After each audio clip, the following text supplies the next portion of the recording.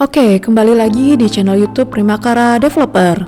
Kali ini kita akan belajar tentang function dalam pemrograman C++. Oke, jadi apa sih itu function?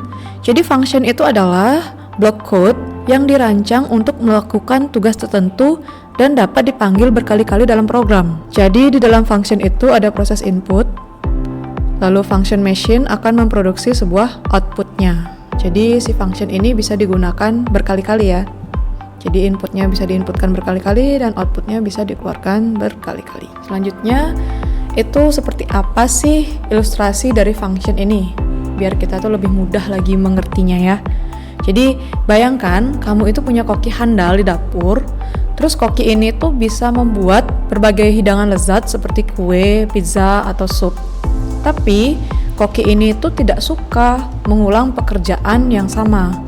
Dia ingin fokus pada bagian kreatifnya, yaitu meracik resep dan memasak. Nah, si function itu mirip seperti koki yang handal ini. Function programming adalah cara untuk memecah program menjadi bagian-bagian kecil yang disebut dengan fungsi, dan setiap fungsi memiliki tugasnya sendiri, seperti menghitung luas lingkaran, mencari kata dalam kalimat, atau menampilkan gambar. Jadi, fungsi-fungsi seperti ini mirip seperti resep makanan. Jadi sekali kamu membuat resepnya, kamu bisa menggunakannya berulang kali untuk membuat hidangan yang sama. Kamu tidak perlu menulis ulang langkah-langkahnya setiap kali ingin membuat hidangan tersebut. Jadi tinggal dibaca aja, bisa dipakai berulang-ulang si resep makanan tersebut. Jadi mirip banget sama ilustrasi dari si function atau fungsi. Oke, dengan menggunakan function programming, kamu itu bisa membuat, yang pertama itu membuat program yang lebih mudah dibaca dan dimengerti.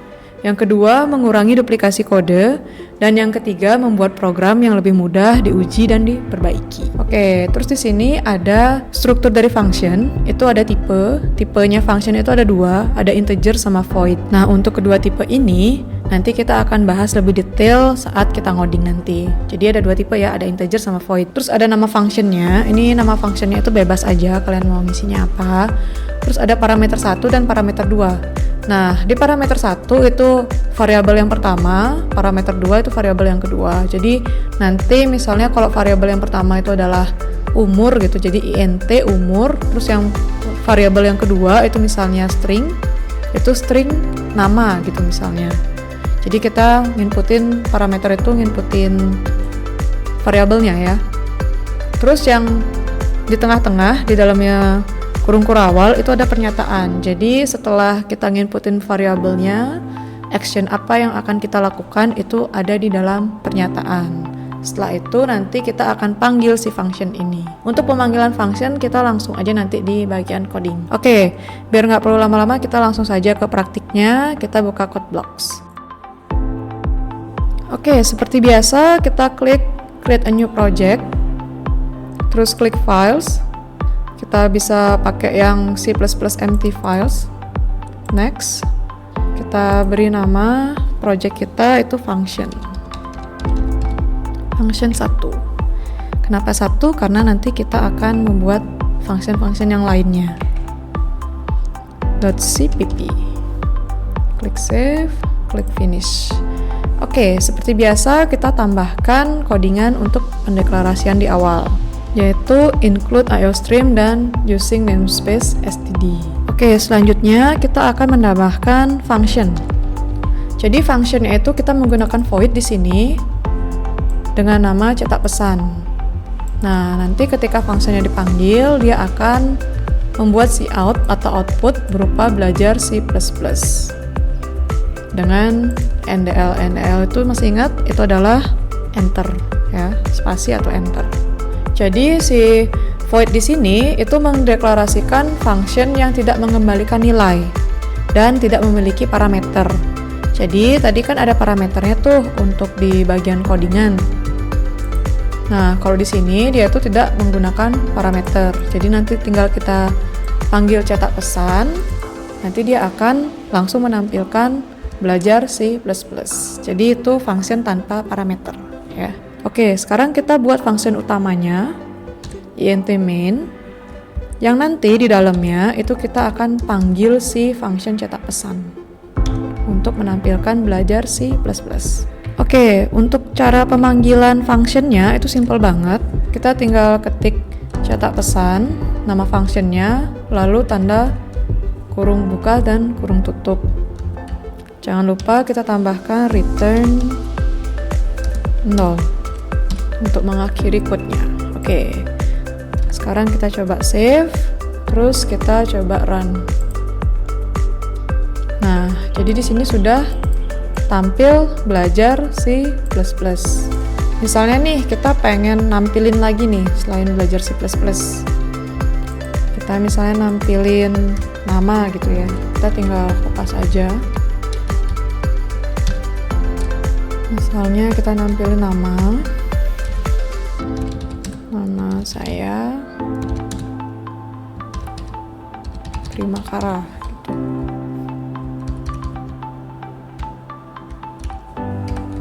Terus misalnya kita ingin tampilkan angka gitu ya. Misalnya 56. Nah, kita save. Terus kita coba run lagi. Nah, jadi di sini ada belajar C++, nama saya Primakara dan 56. Jadi si function ini bisa kita panggil berkali-kali ya. Misalnya kita coba lagi panggil nih si cetak pesan.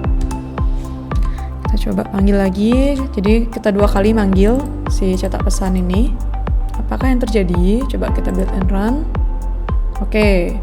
Nah, di sini ada 2 kali ya perulangannya. Jadi belajar C++, nama saya Primakara 56, di sini juga sama.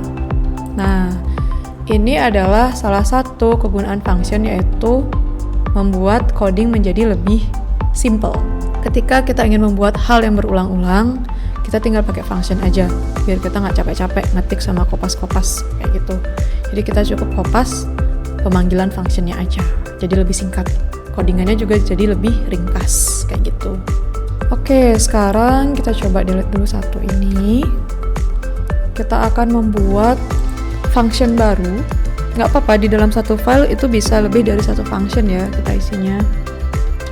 Nah, di sini ada int result. Jadi kita akan membuat sebuah program atau function yang bisa digunakan untuk penjumlahan ya. Jadi ini int result itu adalah variabel yang digunakan untuk menampung hasil dari penjumlahannya. Oke, kita buat di sini nama functionnya integer tambah. Nah, kalau misalnya dia itu ada parameternya seperti integer A, integer B, ini kan nama variabel A, variabel B gitu ya. Kalau ada parameternya, kita pakainya integer, bukan void. Kalau void itu khusus untuk yang kosong aja nih parameternya. Kalau pakai integer, bisa digunakan untuk function yang ada variabelnya. Jadi walaupun ini namanya integer, tapi di dalamnya tuh nggak mesti integer aja di dalam functionnya.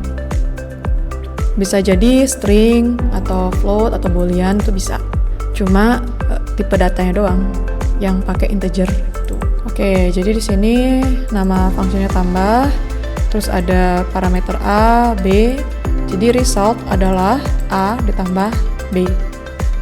Nah, sekarang kita coba untuk panggil functionnya. Nah, di sini kita pakai namanya tambah, terus 5,6. Nah, 5 itu untuk integer A, sedangkan 6 itu untuk integer B. Jadi, resultnya adalah 5 tambah 6. Oke, terus kita coba untuk ngeprint resultnya. Di sini kan di function itu kita cuma ketik resultnya doang, kita nggak print dia. Nah, untuk ngeprint resultnya gimana? Jadi kita pakai cout result, ini untuk teksnya, terus ini untuk hasil resultnya. Nah, result di sini kan dia ada di dalam function tambah ya. Jadi apa yang ada di dalam function tambah itu kita bisa tampilkan juga di luar functionnya. Kita panggil hasilnya ini di luar function tambah, kita masukin ke function main atau function utama. Nah, kita coba lihat hasilnya. Oke, jadi belajar C++, nama saya Primakara 56, resultnya adalah 11. Jadi 5 ditambah 6 itu hasilnya 11. Oke, nice. Itu adalah salah satu pengimplementasian function yang paling simple. Oke, untuk pengimplementasian function yang lebih ekstrim lagi, yang lebih ribet dikit, kita akan coba buat file baru. Klik file, new, empty file. Kita save dengan nama function 2a. Function 2.cpp. Klik save. Seperti biasa, kita copy dulu yang bagian include IOStream using namespace std. Setelah itu, jangan lupa integer main-nya juga.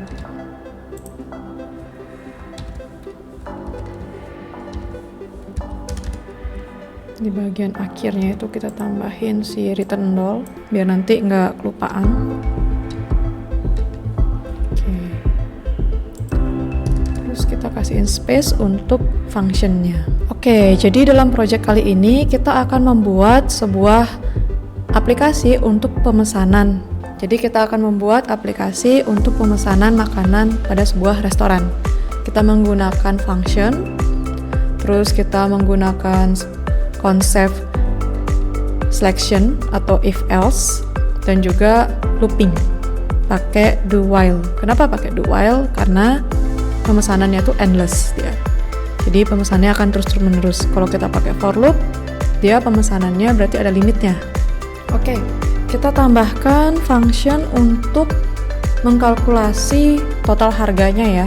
Jadi function untuk mengkalkulasi total harganya itu di luar dari function utama. Jadi namanya integer calculate total price.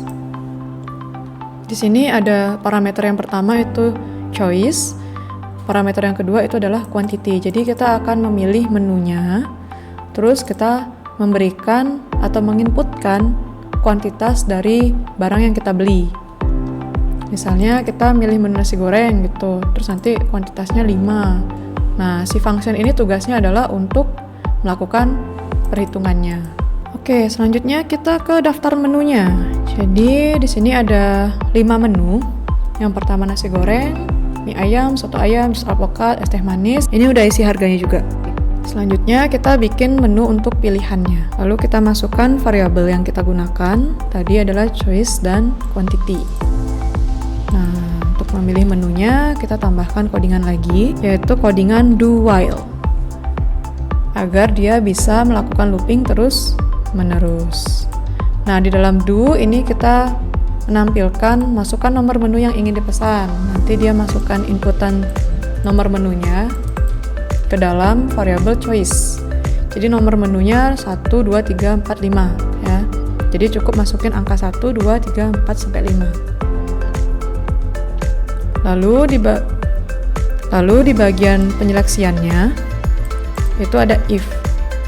Jika choice-nya itu lebih besar sama dengan 1 dan choice-nya itu lebih kecil sama dengan 5, maka dia masuk untuk menginputkan jumlah pesanannya ya, jumlah kuantitinya.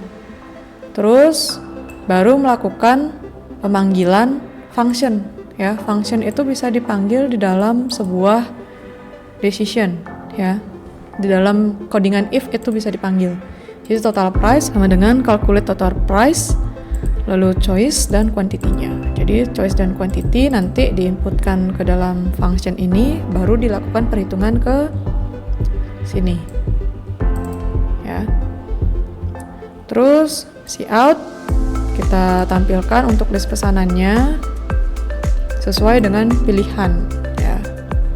Ini pilihannya nih. Kita pakai ternary ya untuk pilihannya. Jadi lumayan panjang.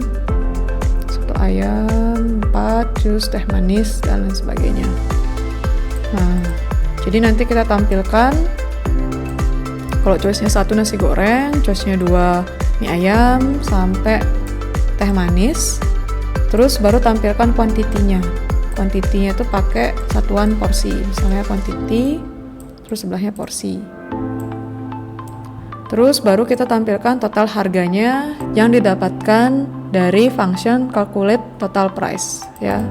Variable total price ini didapatkan dari hasil perhitungan total price-nya ya di dalam function. Selanjutnya while choice dia itu tidak sama dengan 0, maka dia akan keluar dari program seperti itu. Oke, jadi misalnya kita ngasih choice-nya itu di luar dari angka 1 sampai 5, dia akan terhenti programnya ya. Oke, kita save. Terus kita coba run. Nah, di sini masukkan nomor menu yang ingin dipesan, 0 untuk keluar. Misalnya kita masukin soto ayam ya, nomor 3. Kita pengen beli soto ayam sebanyak 4 porsi. Nah, jadi list pesanan 1 soto ayam 4 porsi, total harga sebesar 100.000. Nah, kalau misalnya kita pengen nambahin menu yang lain, kita coba masukin, misalnya kita beli es teh manis juga deh, yang nomor 5. Terus kita belinya 4 juga, biar pas ya, beli soto 4, es teh manis 4. Nah, masukkan jumlahnya 4, maka es teh manisnya sebesar 20.000 total harganya. Ini list pesanannya juga kelihatan, es teh manis dan 4 porsi. Jadi untuk function ini dia masih simple ya, belum kompleks, belum bisa dia tuh nambahin 4 porsi soto ayam ditambah 4 porsi teh manis, itu belum bisa. Itu nanti pas kita udah mainan ke database bisa kayak gitu. Terus kita misalnya pengen keluar nih, kita pencet 0, enter. Nah, langsung deh selesai dia prosesnya. Terus kita tinggal enter lagi untuk ngeluarin programnya. Jadi seperti itu ya untuk program dari function untuk perhitungan pembelian makanan di restoran kayak gitu. Oke, segitu aja materi function sekarang. See you at another video. Thank you.